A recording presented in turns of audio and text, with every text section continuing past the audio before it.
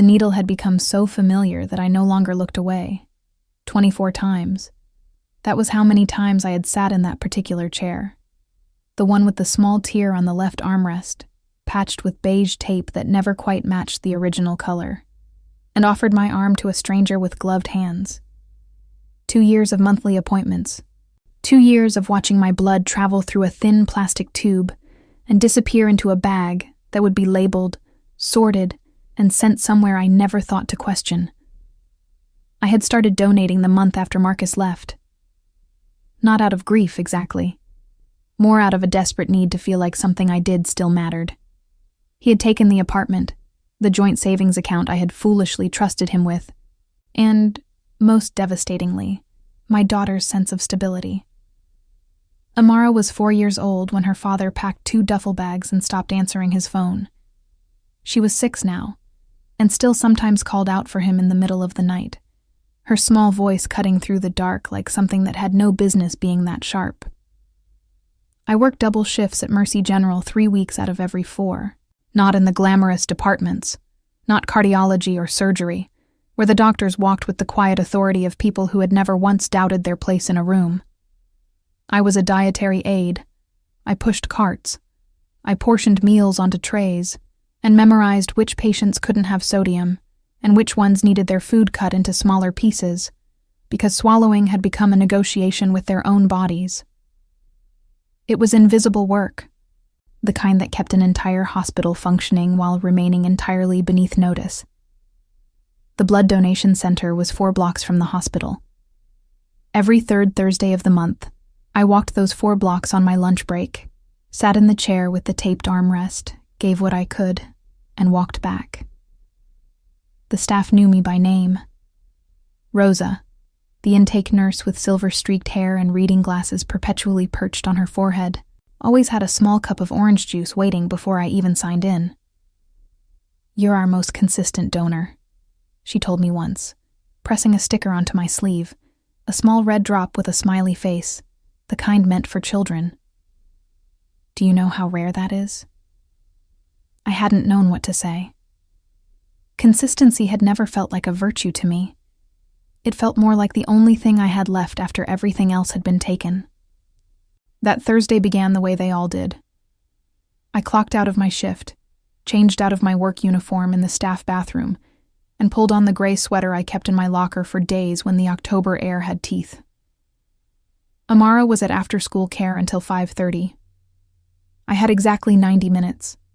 The center smelled the way it always did, antiseptic with an undertone of something faintly sweet, like the orange juice Rosa kept in a small refrigerator behind the front desk. A man in a construction jacket was finishing up in the chair nearest the window.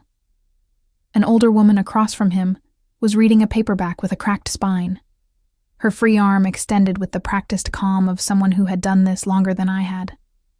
I signed in. Rosa processed my paperwork with the efficiency of someone who had long since memorized my information. "How's that little girl of yours?" she asked, not looking up. "She lost another tooth," I said. "She's convinced the tooth fairy is going to bring her enough money for a bicycle." Rosa laughed, the sound warm and unguarded.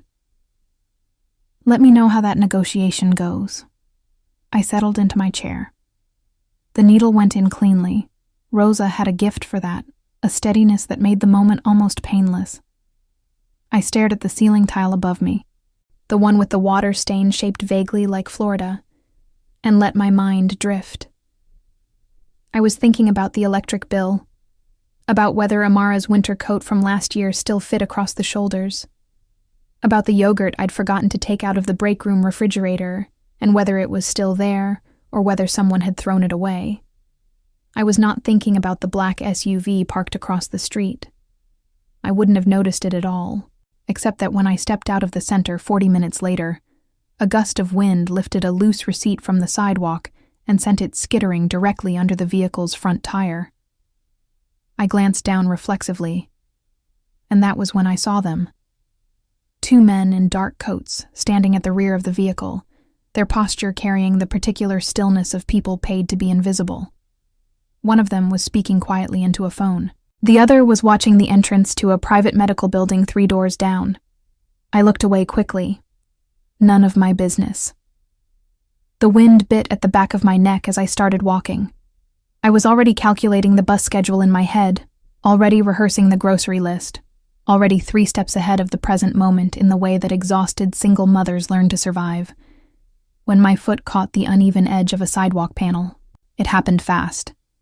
My body pitched forward, my bag swung wide, and everything inside it, my wallet, my phone, Amara's emergency contact card laminated and slightly bent, a tube of hand cream, my hospital ID badge, scattered across the concrete in a small, humiliating explosion.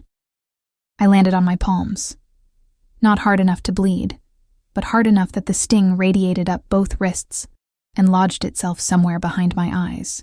For a moment, I just stayed there, crouched on the sidewalk, staring at my ID badge which had slid to a stop against someone's shoe.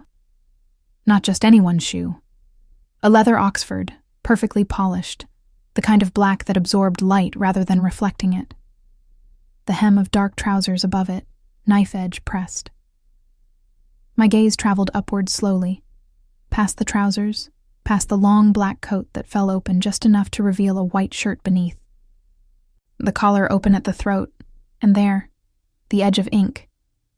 Dark, intricate lines curling up from beneath the fabric, climbing the column of a neck that belonged to a face I was entirely unprepared for. He was young. That was the first thing that registered, because it was wrong in a way I couldn't immediately process. Young and extraordinarily composed, with the kind of sharp, unhurried features that seemed carved rather than born. His black hair was pushed back from his face. His jaw was clean. His eyes, when they met mine, were the color of deep water, still and unfathomable and entirely focused. He crouched in a single, fluid motion and picked up my hospital ID badge. He looked at it. Then he looked at me. Something moved across his expression, too brief and too controlled for me to name. "You're hurt," he said. His voice was quiet, not gentle exactly. More like a room where all the furniture has been arranged with extraordinary precision. "I'm fine," I said, which was what I always said. He didn't hand the badge back immediately. His eyes dropped to it once more, to my name printed in small block letters, to the hospital logo, to the small photo of me that had been taken on a day when I had clearly not anticipated being photographed. Behind him, I registered movement. The 2 men from the SUV had crossed the street without sound. They stood at a distance now, close enough to respond, far enough to be invisible to anyone not looking. One of them caught my eye for half a second, then deliberately looked elsewhere. The man in front of me finally extended the badge toward me. I reached for it and my fingers were trembling. From the fall, I told myself. Definitely from the fall. Our hands did not touch. He was careful about that. "Thank you," I managed. He stood. I stood, gathering the rest of my scattered belongings with movements that felt suddenly clumsy and too loud. When I straightened, he was still watching me with that same measured stillness, and there was something in his expression I couldn't locate a name for. "Be careful," he said. 2 words. Nothing remarkable. The kind of thing anyone might say. But his gaze dropped. Just once. Just briefly. To the inside of my left arm, where the small cotton pad was still taped over the needle mark from my donation. And something behind his eyes shifted. I didn't understand it then.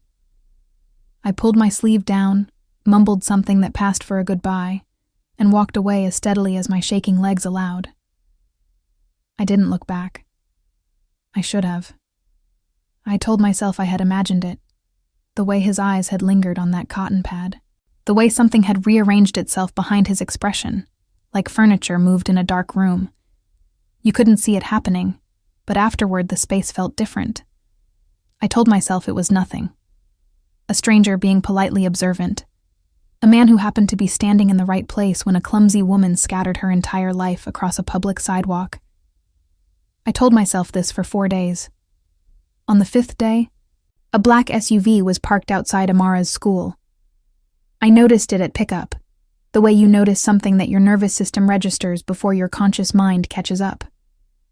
My steps slowed without me deciding to slow them. The vehicle was identical to the one from outside the donation center, or close enough that the similarity sat in my chest like a held breath. Dark windows. No visible plates from my angle. The same quality of stillness around it, as though the air nearby had been instructed to behave.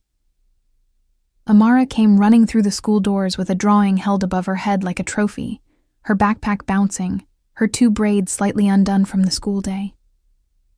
She was wearing the sweater with the small cat embroidered on the collar, the one she had picked out herself at the thrift store and loved with a ferocity that seemed disproportionate to a piece of clothing. "Mama, look. I drew our apartment, and I put a garden in the back, even though we don't have one because Ms. Daniels said we could draw what we wished for." I pulled her close and held her for a beat longer than usual. She smelled like crayon wax and the strawberry soap from the school bathroom. When I looked up, the SUV was gone. I walked home faster than necessary. The following Thursday arrived the way Thursdays always did, with the particular weight of a week that had already spent everything it had. I had covered an extra shift Wednesday evening when a colleague called out sick, which meant I had slept 4 hours on a cot in the break room and arrived home at 6 a.m. to find Amara already awake, sitting at the kitchen table with a bowl of dry cereal, because she hadn't wanted to use the stove without permission. 6 years old, and already learning to manage around my absence. That knowledge settled in me somewhere deep and uncomfortable, the way cold settles into old buildings, through every crack, without permission. I almost skipped the donation that week. My arm was tired just thinking about it. But Rosa had once told me that certain blood types were critically short, that the difference between a consistent donor and an absent one sometimes measured itself in human lives, and that thought had never fully left me. So I walked the 4 blocks. I signed in. I sat in the chair with the taped armrest. I was on my way out when I saw him again. He was inside this time. Not in the waiting area. In the narrow corridor that connected the front entrance to the administrative offices, speaking in low tones with a man in a suit who was holding a clipboard and nodding with the rapid, nervous energy of someone trying very hard to appear calm. Taehyung. I didn't know his name yet. I would learn it later. I would turn it over in my mind in the dark the way you turn over something found on a beach, trying to understand its shape. Stood with his back partially to me, one hand resting in his coat pocket, the other holding a phone he wasn't looking at. He was dressed the same way. Dark coat, white shirt, that impossible stillness. The ink on his neck was more visible in the corridor's sharper light, intricate black lines that disappeared beneath his collar and suggested something far more elaborate beneath. He heard me before he saw me. I was certain of it, because he turned a half-second before I made any sound, with the quiet alertness of someone who has trained their awareness to function like a second skin. His eyes found me immediately, and for a moment neither of us moved. The man with the clipboard glanced at me, then at Taehyung, then back to his clipboard with sudden intense interest. "Miss Carter," Taehyung said. The sound of my own name in his mouth stopped me completely. Not because it was said warmly. It wasn't. It was said the way you might read a coordinate from a map. Precise. Certain. As though he had known exactly where to find it. "You know my name," I said. It came out flatter than I intended. "It was on your badge." A pause, brief and deliberate. "You donate here every month." It wasn't a question. My pulse did something irregular. "That's not something you could know from my badge," I said. Something shifted at the corner of his mouth. Not quite a smile. The suggestion of one, maybe. The outline of an expression he had decided against. "You're right," he said simply, and offered nothing further. The man with the clipboard excused himself with a murmured word, and disappeared through a side door with the speed of someone who had been waiting for an exit.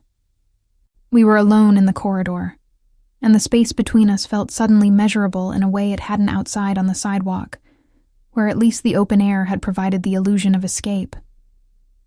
"Why are you here?" I asked. My voice was steadier than I felt. "I had business with the director," he said. "Blood donation centers have directors. Every institution does." He studied me with that unreadable focus. "How is your arm?" I blinked. "My arm. You fell on both palms, but your left arm took the impact first." He had watched me fall more carefully than I had realized. The thought moved through me like a current, not entirely comfortable.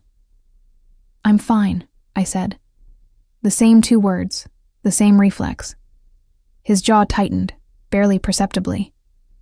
"You said that before." "Because it was true before." "Was it?" I didn't answer, because the honest answer was complicated, and I didn't owe this stranger the complicated version of anything. I shifted my bag on my shoulder and moved to step past him. "Zoe." Just my first name this time. No title. No distance built into the syllables. I stopped. I don't know why I stopped. My body made that decision without consulting me. "There's a cafe on Meridian Street," he said. "Quiet. Good coffee. I'll be there Saturday morning at 9. He didn't ask if I would come. He didn't frame it as an invitation exactly. He stated it the way someone states a fact about geography. "Here is where this place is. Here is when I will be in it." "I don't know you," I said. "No," he agreed. "You don't." He held my gaze for 3 full seconds. I counted them without meaning to. And then he walked past me toward the entrance, unhurried, his coat settling around him like something with its own authority. One of his men materialized from near the door, and together, they moved through the exit without looking back. I stood in the corridor for a long moment after the door swung shut. My left arm was aching faintly where the needle had been. I pressed my fingers against the cotton pad through my sleeve, a habit I'd developed without noticing, and breathed. I was not going to that cafe. I was absolutely not going. Saturday arrived with thin gray light and the smell of rain that hadn't fallen yet, hanging in the air like a promise being reconsidered. Amara had a playdate with her friend Destiny 2 floors up, which meant I had 3 hours of unstructured time. A rarity so unusual it almost felt suspicious. I told myself I was going out for groceries. I put on my better jeans, the dark ones without the fraying hem. I told myself that was coincidence. Meridian Street was 12 minutes on foot. The cafe was called Solace, which struck me as either ironic or perfectly appropriate depending on how the morning went. Through the window I could see dark wood interiors, amber lighting, the kind of deliberate quiet that costs money to cultivate. He was already there. Of course he was. Seated at a corner table with a clear line of sight to both the entrance and the rear of the room, I would only understand that detail later. A ceramic cup in front of him. A second cup still steaming across the table. He had ordered for me without knowing what I drank. The presumption of it should have irritated me. Instead, I sat down and wrapped both hands around the cup, because the October chill had followed me inside. "You came," he said. "I was in the neighborhood." The edge of his mouth moved again, that almost smile. The coffee was perfect. I would never tell him that. We talked for an hour. Or, more precisely, he asked questions and I answered them, and somewhere in the architecture of that exchange, I realized he was learning me with the same focused patience he seemed to apply to everything. Where I worked, how long, whether I had family nearby. He asked about Amara by name, and when I stiffened, he said quietly, "She sounds like someone worth protecting." And something about the way he said it, not sweet, not performative, but settled, like a statement of policy, loosened something in my chest that I had kept very tightly wound. I asked him almost nothing in return. He offered almost nothing. His name, just Taehyung, no last name provided. that he traveled frequently, that he had been in the city for several months. When I stood to leave, he stood as well, and I noticed again how every person in the cafe's periphery oriented slightly toward him without appearing to, the way iron filings orient toward a magnet. "I'll have someone drive you," he said. "I live 12 minutes away." "I know." The quiet certainty in those 2 words landed somewhere between reassurance and unease. I opened my mouth to decline. "Zoe." His voice was low, patient in a way that had nothing to do with softness. "Let me do this one thing." I looked at him for a long moment, the ink at his throat, the stillness behind his eyes. The second cup of coffee he had ordered before I arrived, as though my presence had already been decided. "One thing," I said. He nodded once, and something in his expression, guarded, controlled, giving almost nothing away, shifted just enough that I caught the edge of it before it disappeared. It looked, briefly, like relief. I didn't tell anyone about him. Not Rosa, who would have asked too many questions with her eyebrows before her mouth caught up. Not my coworker Diane, who collected other people's romantic complications the way some people collected decorative plates, with enthusiasm and no particular place to put them. Not my mother, who lived in Atlanta and called every Sunday and would have heard something in my voice that I wasn't ready to name myself. I kept Taehyung in a separate compartment, the way you keep something fragile wrapped in cloth and placed somewhere high up, where daily life can't reach it and knock it to the floor. He texted 3 days after the cafe. A single message, no greeting, no punctuation theater. The donation center called. "Your iron levels were slightly low last month. You should eat more red meat or leafy greens before your next appointment." I stared at my phone for a full minute. He had access to my medical records, or someone who worked near them. The realization moved through me cold and then hot, like swallowing something that hadn't decided yet what temperature it wanted to be. I should have been furious. I typed 3 different angry responses and deleted each one. What I sent instead was, "How do you know that?" His reply came in under a minute. "I pay attention. That's not an answer." "No," he wrote back. "It isn't." And then, after a pause long enough that I had set my phone face down and begun washing dishes, buy spinach, and steak if you can manage it before Thursday. I bought the spinach. I told myself it was because my iron levels actually were low, and that had nothing to do with him. 3 weeks passed in the rhythm of ordinary life. Amara's school projects, the hospital's rotating shift schedule, the electric bill that arrived 10 days before my paycheck.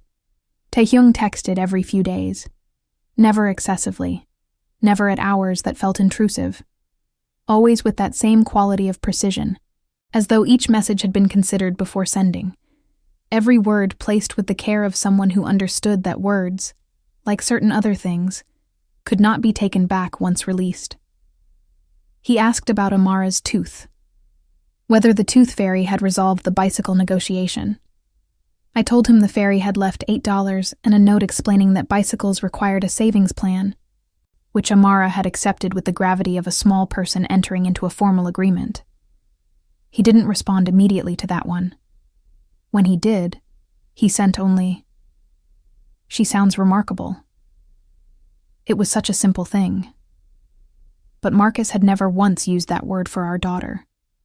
He had called her a handful, a lot to manage, a phase he was going through. The contrast sat inside me quietly, doing its patient work. The second time I saw Taehyung in person, it was not planned by either of us.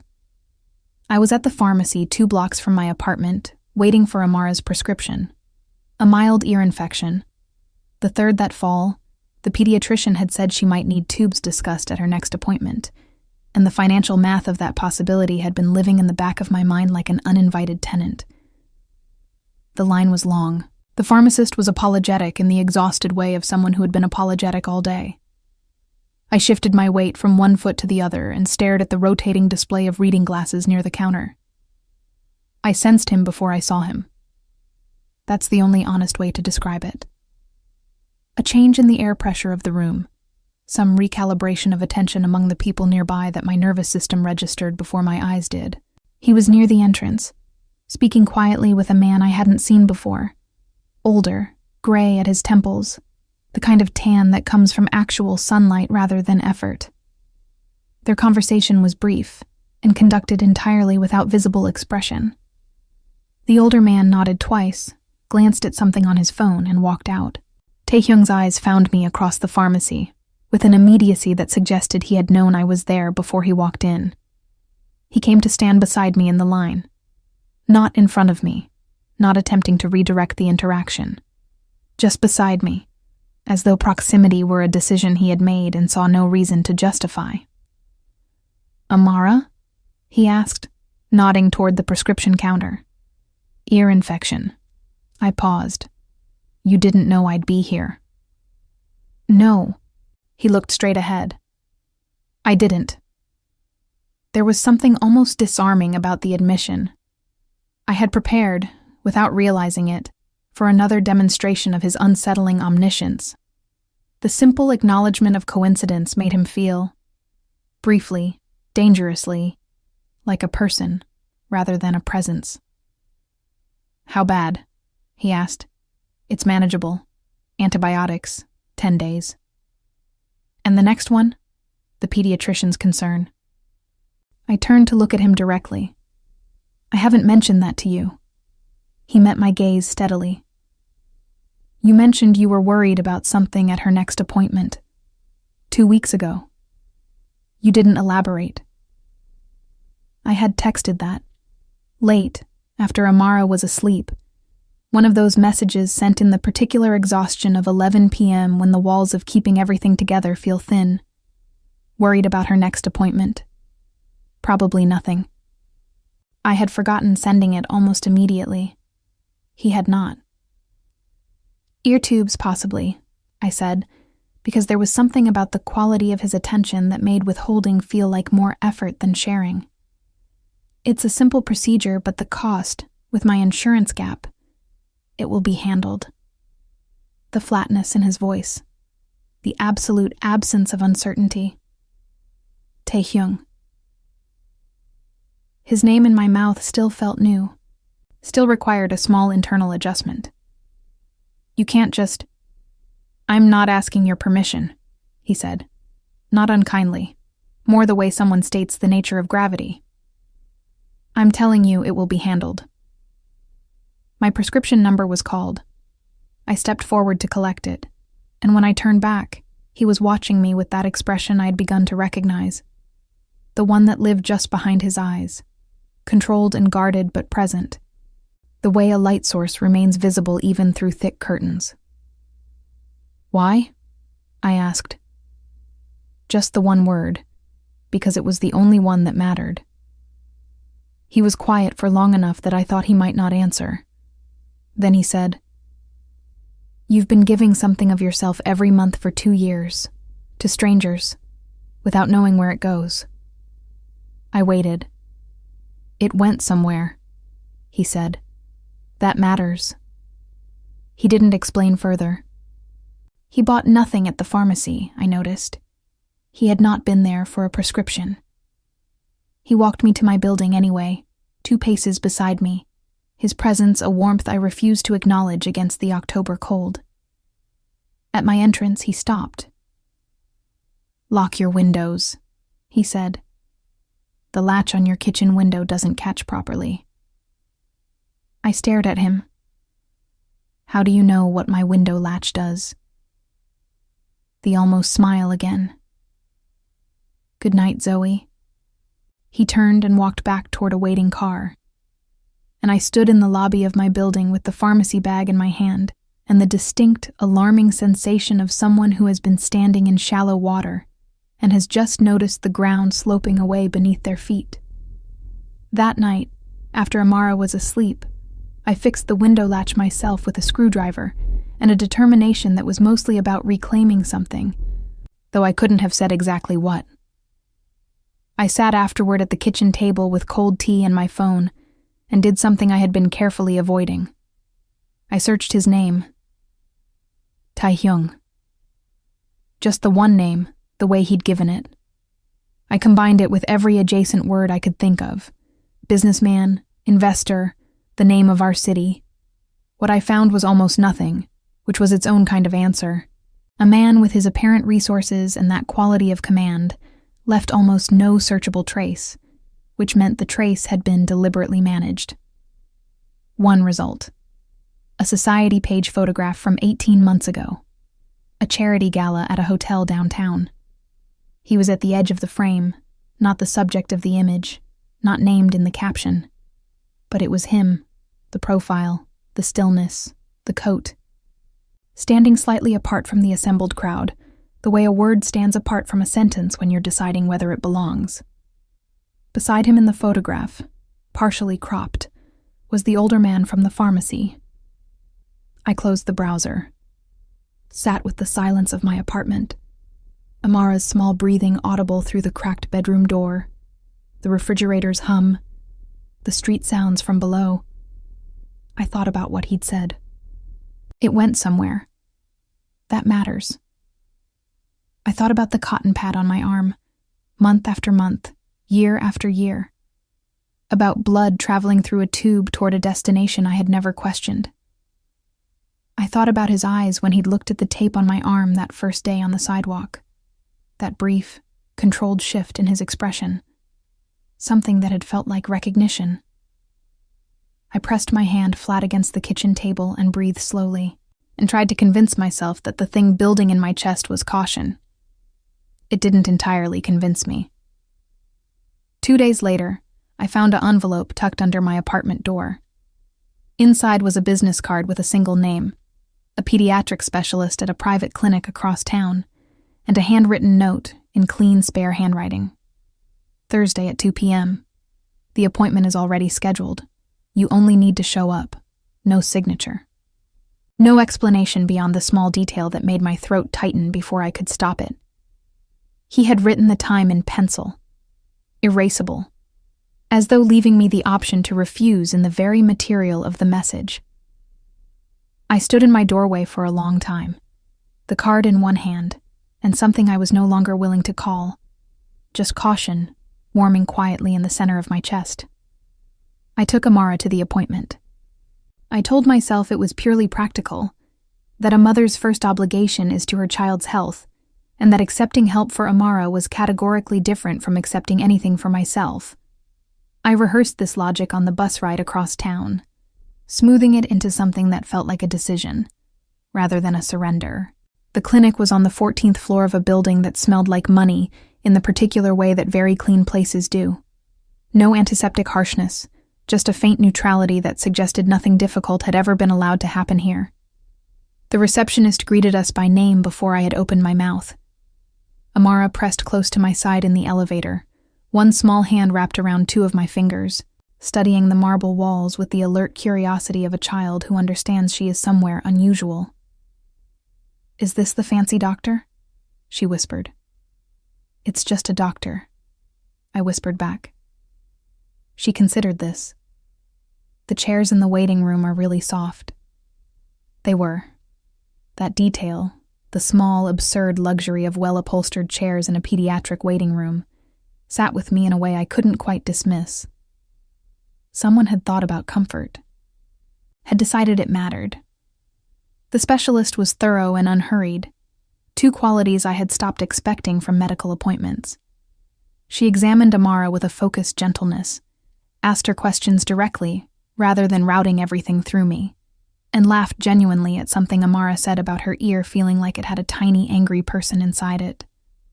The diagnosis confirmed what Amara's regular pediatrician had flagged. She would benefit from the procedure, and the sooner the better given the frequency of infections. "Everything is already arranged," the specialist told me when Amara had been taken by a nurse to pick a sticker from a collection kept specifically for this purpose. "The surgical suite is booked for 2 weeks from today. There's no cost to you." I kept my expression steady through a practiced effort.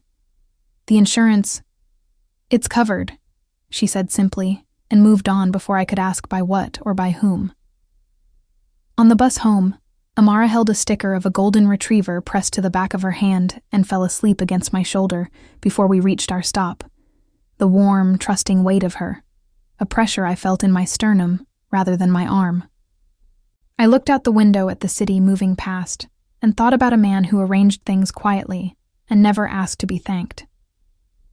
That evening, I called him. Not a text, an actual call, which felt significant in a way I hadn't anticipated until the phone was already ringing. He answered on the second ring. Zoe. Always my name first, as if confirming the fact of me. You didn't have to do that, I said. I know. It's too much. No, he said. It isn't.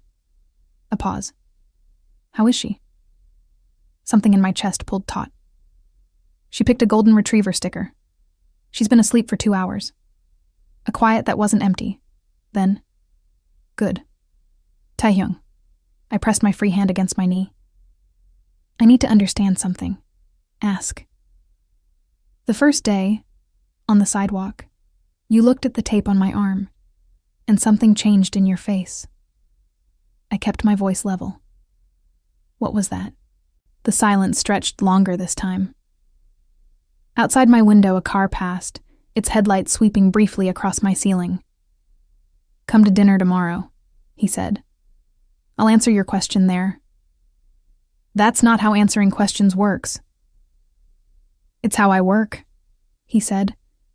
And there was something in his voice, not arrogance, something older than that, something that had learned to be careful, that made me agree before I had decided to. The address he sent led to a restaurant that existed in the discreet way that certain expensive things exist. No sign above the door, a single unadorned entrance, the kind of place you only knew about if someone who knew about it told you. A man in a dark coat met me at the door and led me through a dining room where the lighting was low and the tables were spaced far enough apart for privacy, to a room at the back separated from the main floor by a heavy curtain. Taehyung was already seated. Of course. He stood when I entered, a gesture so automatic it seemed less like politeness and more like reflex, something installed rather than decided. He looked at me for a moment before speaking. Something moved through his expression, the compressed, closely managed reaction I had begun to read the way you learn to read weather. You look tired, he said. I work 2 jobs and raise a child alone, I said, sitting down. Tired is my natural state. He sat. That will change. Taehyung? I mean the financial pressure. His voice was measured. Not anything else. Not without your agreement. I studied him across the table. The candlelight caught the ink at his throat and turned it into something almost abstract. You said you'd answer my question. He turned his water glass a quarter rotation on the tablecloth. Once, a precise, contained movement. I have a rare blood type, he said, AB negative. Do you know what that means in a medical context? I knew. Every donation center volunteer knew. AB negative was the universal plasma donor, rare enough that shortages were a recurring institutional crisis. Less than 1% of the population, I said. I was in a serious accident 14 months ago, he said. Internal injuries. I required multiple transfusions. He paused. The hospital that treated me was Mercy General. The name landed in the space between us with the weight of something that had been waiting to be said. The blood supply from the regional donation center, he continued, included samples traceable, with the right access, to consistent donors. Your donations, Zoe. Over the course of my treatment, a significant portion of what I received came from you. The room was very quiet. I was aware of the candle flame, perfectly still in the absence of any draft. You didn't know, I said. Not a question. Not immediately. I found out during my recovery, when I became, perhaps unreasonably, interested in understanding what had kept me alive. Something in his jaw. I had you looked into. I want you to know that. I'm not telling you this to seem harmless. The honesty of it, the deliberate absence of a flattering frame, held me in place more effectively than reassurance would have.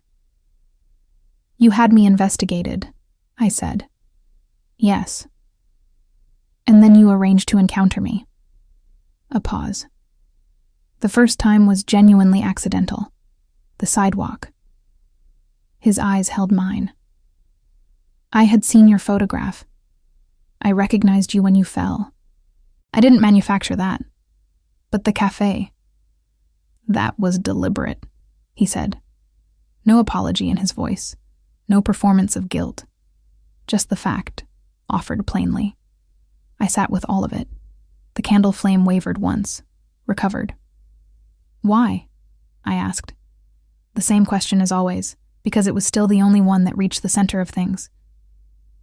"Because you gave something of yourself, every month, for 2 years, to strangers," he said. "And one of those strangers was me. And I survived." He looked at me with that depth that had no comfortable bottom. "I wanted to know who you were. I needed to." "And now you know," I said quietly. "Enough to know I'm not finished," he said. What followed was not simple. Nothing about Taehyung was ever simple.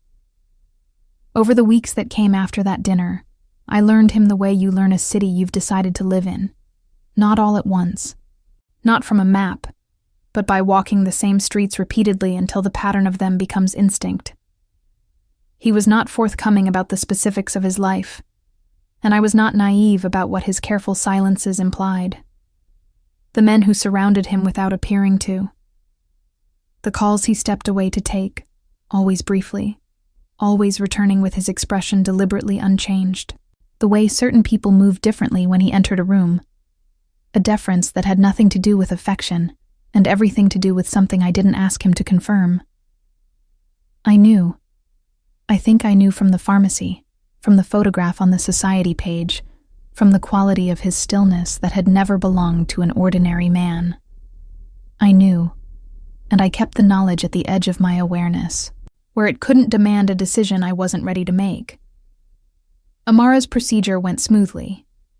She was home the same afternoon, slightly groggy, with a popsicle in each hand, and the smug satisfaction of someone who has successfully navigated a medical event. I sat beside her on the couch and felt the specific relief of a weight lifted, the constant low hum of that worry gone, the silence where it had been almost disorienting. Taehyung texted during her recovery. "How is she?"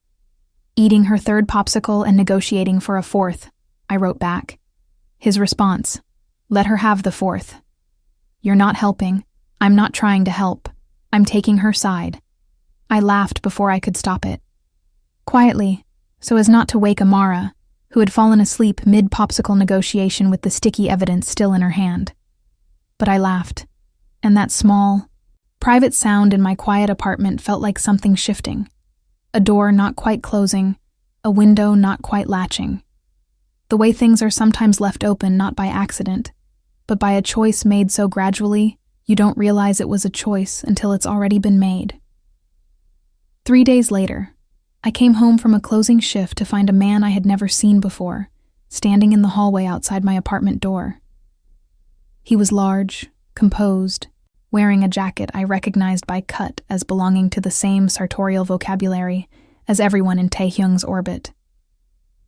He nodded at me with the brief, professional acknowledgement of someone performing a function rather than seeking a conversation. My key was already in my hand. "Who are you?" "Mr. Taehyung asked me to make sure you got home safely," he said. "Your shift ended late." My shift had ended 40 minutes ago. He knows when my shifts end. "Yes, ma'am." I stood in the hallway for a moment, the grocery bag in my arm, the key in my hand, looking at a man whose presence was simultaneously an intrusion and a kind of care I had almost forgotten was possible. The two things sat side by side without resolving into one another. "Is this going to be a regular occurrence?" I asked. "That's up to Mr. Taehyung," he said. I unlocked my door, paused. "Do you want water or something? You've been standing here." The man blinked. It was the first crack in his professional composure, and it lasted exactly half a second. "I'm fine, ma'am, thank you." I went inside, set the grocery bag down, stood in my kitchen in my coat and thought about the window latch he'd noticed before I had. About the pencil on the note. Erasable, reversible, consider it in a way that required thinking about me specifically. About blood moving through a tube toward a destination neither of us had chosen. I picked up my phone. "You have someone outside my door." His reply was immediate. "Yes, that's too much." "No," he wrote back. "It isn't." And then, after a pause, "Go to sleep, Zoe. You've been awake since 5. I set the phone down, pressed my palms against the counter and breathed. The thing I had been calling caution was no longer convincing either of us. The truth arrived on a Tuesday, the way most things that change everything do, quietly, without announcement, wearing the face of an ordinary morning. I was in the break room at Mercy General, eating the yogurt I had actually remembered to bring this time, when Diane dropped a newspaper onto the table beside my elbow, with the deliberate energy of someone who has been waiting for the right moment. "Page 7, she said. "Tell me that's not the man who had someone drive you home last month." I looked at her. "Nobody drove me home. Marcus from the loading dock saw a black car wait outside for 40 minutes until you walked out." She tapped the paper. "Page 7, Zoe." I turned to page 7. The photograph was small, placed below the fold, accompanying an article about an ongoing federal investigation into organized crime networks operating across 3 states.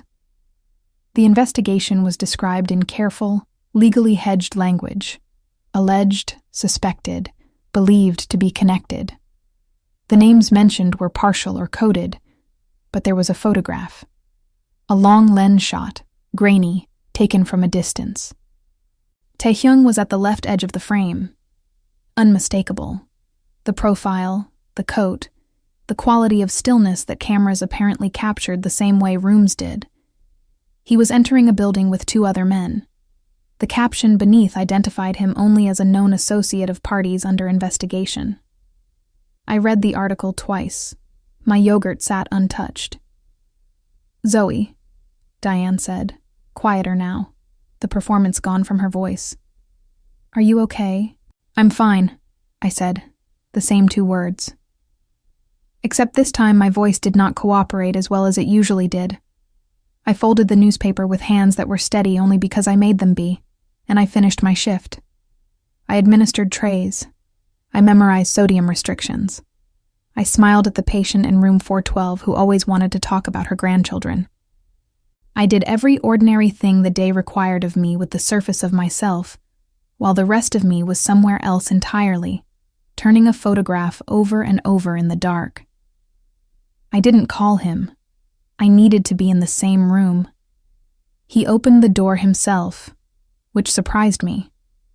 I had expected the procedural buffer of one of his men.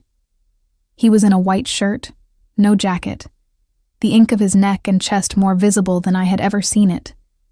And he read my face in the first half-second, with an accuracy that told me he already knew why I was there. He stepped back from the door. I walked in. The apartment was on the top floor of a building in a part of the city where doormen wore earpieces, and the elevator required a key. The interior was spare and precise, dark furniture, clean lines, nothing decorative, except a single framed photograph on a shelf near the window that I would look at more closely later and recognize as a mountain range I couldn't name, somewhere cold and very far away. 2 of his men were visible in the periphery. They withdrew without being asked. I placed the folded newspaper on the table between us. He looked at it, then at me. "How much of it is true?" I said. Not a question exactly. More like the first word of a conversation I was going to have regardless of whether he cooperated. "Most of it," he said. No hesitation. No insult offered in the form of a partial truth. "The language is imprecise in places, but the underlying facts are accurate." I had prepared for deflection. His directness reached past my preparation and landed somewhere unguarded. I sat down on the edge of his couch because my legs had decided this was a sitting-down conversation whether I had or not. "You run an organization," I said. "Yes." "The kind that doesn't operate within any framework I'd consider legal." "Yes." "And you've had me and my daughter surrounded by people connected to that for months." Something moved across his face. Not guilt, exactly.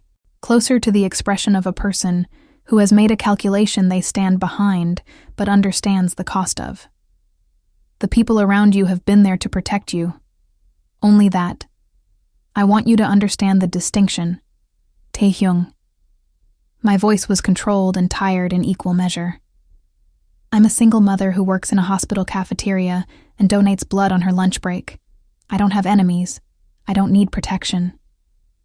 "You needed it once," he said quietly, "and didn't know it." I looked at him. "What does that mean?" He was quiet for a moment. Then he moved to sit in the chair across from me, not beside me, across from me, keeping the table between us as though understanding that what he was about to say required space. "Marcus," he said, "your daughter's father."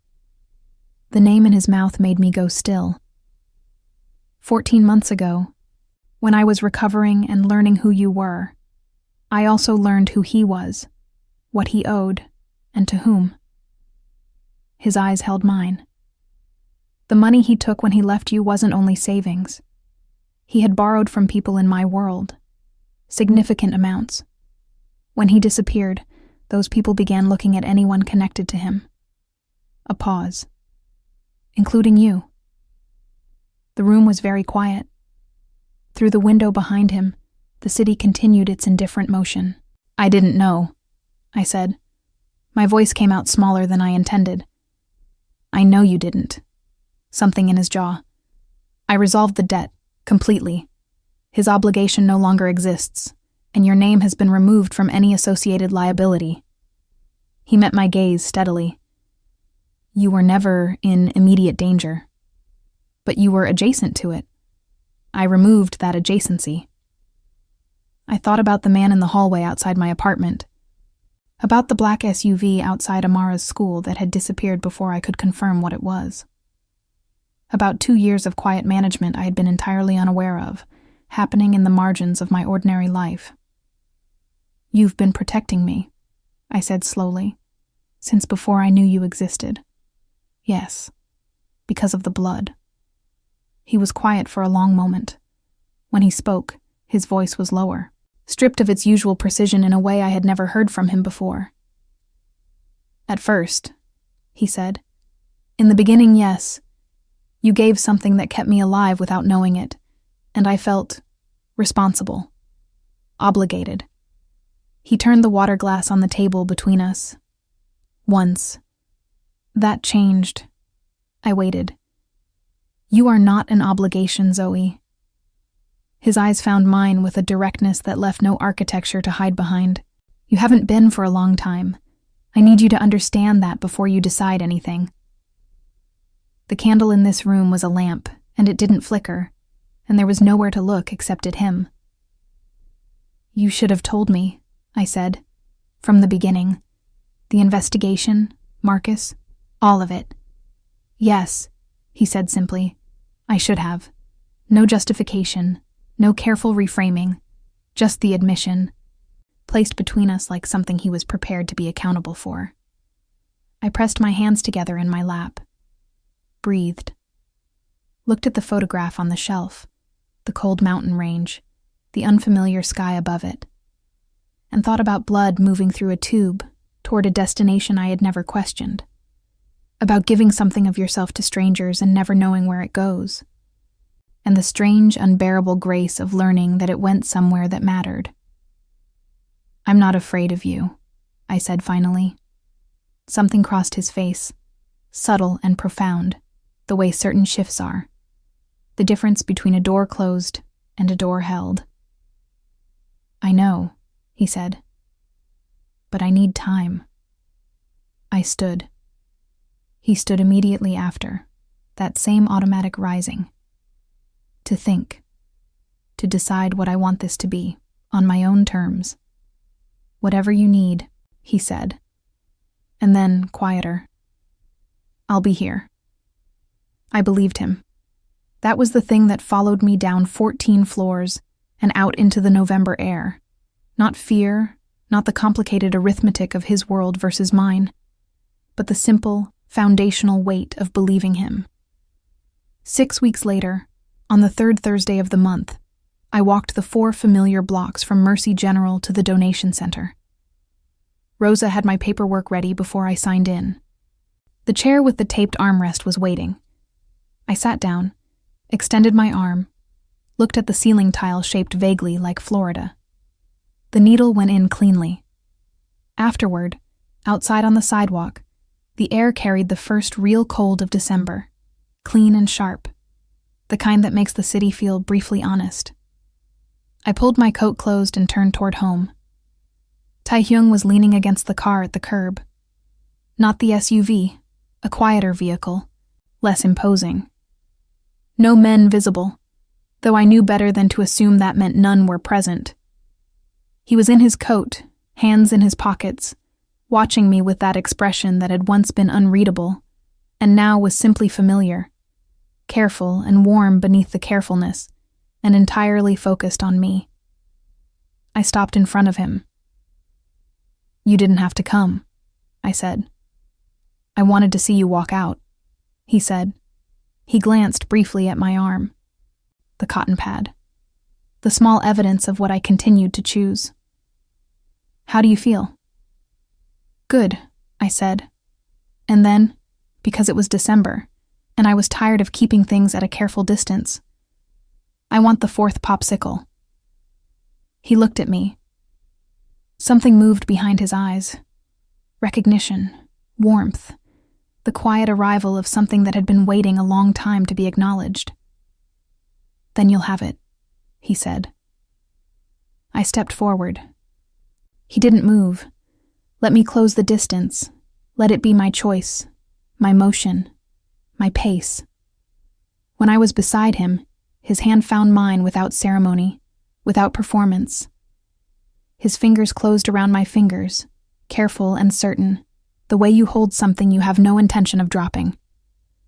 We stood there for a moment on the December sidewalk, a man who ruled shadows and a woman who gave blood to strangers, and neither of us said anything more, because everything that needed to be said had already been placed, plainly and without flinching, into the space between us. Amara was at school until 5:30. We had 2 hours. Coffee? He said. Coffee, I agreed. We walked.